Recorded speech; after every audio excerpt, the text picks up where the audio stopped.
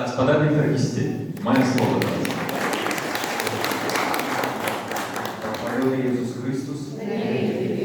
Я хочу одразу просто поправиться, что першапачаткова, конечно, великую працу по тым, как знайсці гэтыя рэшткі партытуры зрабіла музыказнаўца Святлана Шэйпа, якая таксама з'яўляецца кіраўніком аднаго з парафіяльных хароў на Залатой Горцы ў Мінску, хор «Залатая горка». І яна таксама пісала кандыдацкую сваю працу і даследавала у тым ліку і месу Фларіяна Міладоўскага.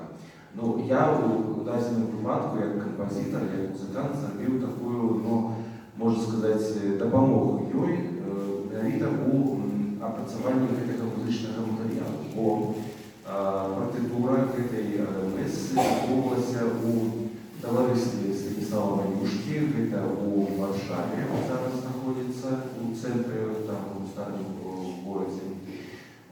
І праблема была ў тым, што гэтая партытура, калі мы бачым уявім, што гэта партытура, і у яе так на трохкутнік не было проста гэтага тэксту. Таму, калі радок ідзе нотны так, і наступны ідзе так, значит, тое, што тут знаходзіцца, трэба было проста дапісваць. Ну і потым там, конечно, партытура для транспанирования у тых строях, якія зараз увогуле не выкарыстоўваюцца.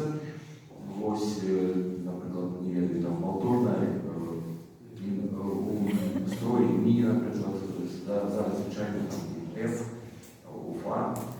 Ну і іншыя такія інструменты, якія зараз просто не ўжываюцца. Таксама гэта была адаптацыя гэтых фрагментаў і пэўныя там просто часткі старонак былі не захаваныя. Менавіта ў гэтым была моя праца. Ну а наступная праца гэта, конечно ж, вяртанне гэтых партытур у, можна сказаць, музычны далягляд. І паступова першыя фрагменты гэтай месы прагучалі на фестывалі «Калядныя вечары» на Залатой Горцы ў выкананні акадэмічнага хору Нацыянальнай дзяржаўнай тэлерадыёкампаніі. Затым гэты хор, дарэчы, выканаў і цалкам гэтую месу у год 200-годдзя з дня нараджэння Станіслава Ванюшкі і Фларіяна Міладоўскага ў 2019 годзе. Ну, а пазней, нарэшце, удалося зрабіць так, каб быў зроблены запіс гэтай месы менавіта ў выкананні сімфанічнага аркестра і вялікага акадэмічнага хору Белтэлерадыёкампаніі.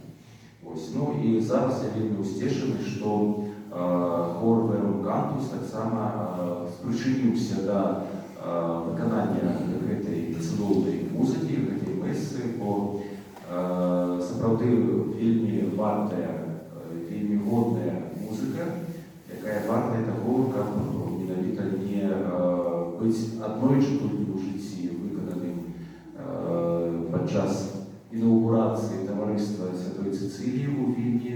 Яна была менавіта спецыяльна для гэтай падзеі напісана. Там сабраліся вялікія выканальніцкія сілы. І далей звестак пра тое, што яна недзе яшчэ выконвалася, такога не было.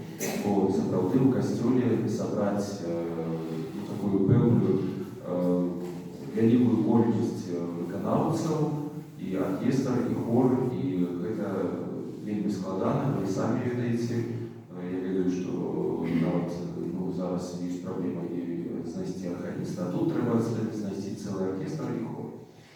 Ну і такую падзею, дзеля якой гэта магло б выконвацца. Ну, сёння я таксама сцешаны, што гэтая меса прагучала тут, у